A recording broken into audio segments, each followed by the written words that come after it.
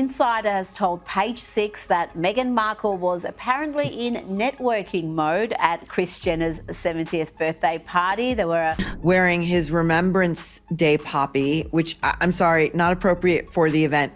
He's got her by the hand. He's looking down. He's not even looking at her. She's way behind him, and she is beaming. She is beaming like this is the biggest moment of her life, save her wedding.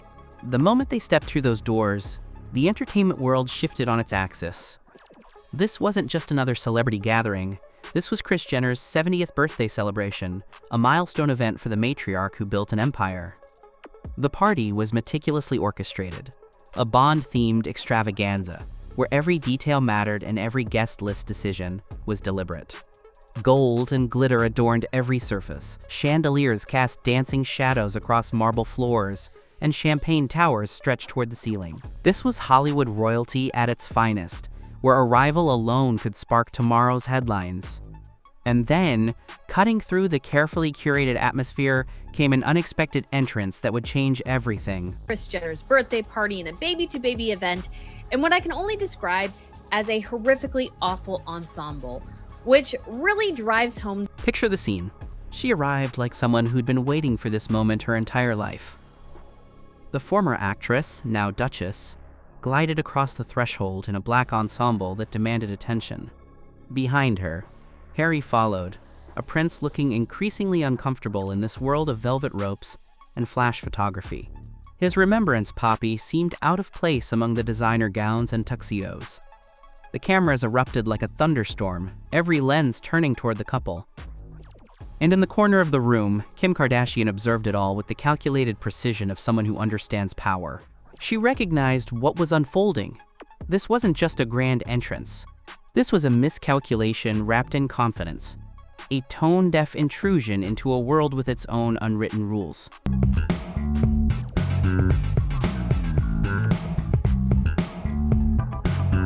By midnight, the consequences began to unfold. Social media ignited with unprecedented speed. Clips, photos, and commentary flooding every platform. The hashtags started trending before guests had even finished their drinks. Then came the moment that shifted everything. Kim Kardashian's Instagram post. One carefully chosen photograph, a wide-angle shot capturing the party's grandeur, with one particular couple positioned conspicuously center stage. The caption was surgical in its simplicity. When the invite says intimate family affair, but some people think it's a red carpet. Subtle, devastating, and viral within minutes. The internet had its verdict, and it was unanimous. The media machine activated instantaneously. British tabloids launched their coverage before dinner was served. The Sun, Daily Mail, and Mirror, all competing for the most cutting headline. Royal intrusion at Jenner Bash. Duchess dominates party while Harry looks lost. Back in Montecito, crisis management went into overdrive. Phone lines jammed, emergency strategy sessions convened, and PR handlers scrambled to control a narrative that was already spiraling. Meanwhile, across the Atlantic, the palace issued a rare public statement, a carefully worded reminder about discretion and duty that only amplified the story's significance. What had started as a birthday party had transformed into an international incident playing out in real time. The public response was merciless. Twitter became a battleground of wit and criticism. She came for the party, stayed for the headlines. Harry looks like he left his dignity at Windsor. Even mainstream media couldn't resist. CNN, BBC, and entertainment networks devoted entire segments to analyzing the spectacle. Behind the scenes, party insiders shared even more revealing details. She had allegedly cornered multiple guests, making grand declarations about her vision and upcoming projects, while Harry hovered awkwardly in the background. One observer described it as watching a royal episode of reality television, except nobody had signed up to be cast members. It adds an immense amount to her frame. Kris, who's 70, Meghan's who's 44. The contrast couldn't have been more striking. While the royal family in London observed Remembrance Day with dignity and solemnity, honoring those who served, across the ocean their former members were navigating champagne-soaked Hollywood gatherings. The juxtaposition fueled a second wave of criticism. Social media exploded with side-by-side comparisons. Duty versus performance. sacrifice versus spectacle. By morning, the story had achieved true global status, with European tabloids running headlines about divided loyalties and questionable priorities. Amid the chaos, Kris Jenner demonstrated why she remains Hollywood's ultimate strategist. Her response was a masterclass in narrative control. Another Instagram post, this time featuring her elegant smile and a caption thanking everyone who celebrated with her, emphasizing family first. Without naming anyone directly, she'd effectively relegated the entire controversy to a footnote while reclaiming her own spotlight. The power dynamic had shifted publicly and decisively. Meanwhile, Harry found himself caught in an impossible position, torn between supporting his wife and recognizing the public relations disaster unfolding around them. Friends reported that tensions were reaching a breaking point. As dawn broke, the damage assessment began in earnest. Memes proliferated, analysis pieces multiplied, and speculation ran rampant about future implications. Would Hollywood insiders freeze them out? Would this affect upcoming ventures and partnerships? The most critical question remained unanswered. Had they finally overplayed their hand in a game where the rules are unwritten but the consequences are very real? In Hollywood, the spotlight is seductive but unforgiving, and the audience has a long memory. This wasn't just about one party anymore. It was about understanding power, influence, and the delicate art of knowing when to step forward and when to step back. Photos of Meghan Markle and Prince Harry at Kris Jenner's 70th birthday that were deleted by Kris Jenner and Kim Kardashian, to the surprise of pretty much everyone. The fallout achieved true global scale overnight. Headlines stretched from London to Los Angeles, each one more incredulous than the last. Twitter hashtags trended in real time. Hashtag birthday crashers, hashtag Sussex drama, hashtag Meghan meltdown. Clips of every gesture, every pose, every interaction were analyzed frame by frame and shared millions of times. Hollywood's power players, agents, stylists, producers, engaged in open speculation about what would come next. Would there be a public apology? A retreat from the spotlight? Or would this escalate into something even more dramatic? The entertainment industry watched and waited. Enter the damage control specialists. Kris Jenner's team moved with surgical precision, crafting a follow-up Instagram post that reframed the entire narrative. The image, Kris blowing out her birthday candles, radiant and in control. The caption, grateful for family, friends, and memories that shine brighter than any spotlight. The brilliance of this move became immediately apparent. Suddenly, the story wasn't about unwanted guests anymore.